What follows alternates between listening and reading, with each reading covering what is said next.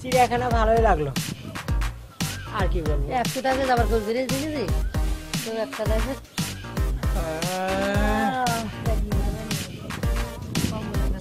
আবারও আসছেন, ঠিক আছে ভিডিও করেন, আমরা রেস্ট খাচ্ছি।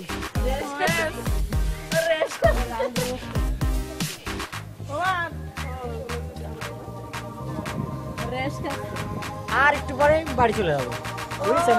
আর ঢাকায় চিড়িয়াখানা এসে খুব ভালো লাগলো, আর ঢাকায় বিয়ে করবো, বিয়ে করে থেকে যাবো ঘর জামাই, কারণ বাসা যেতে কোনো লাভ নেই। এই জন্য ঢাকায় আমার ভালোই পছন্দ হয়েছে। আর প্রেম করার জন্য ঢাকাটাই বেশি ভালো।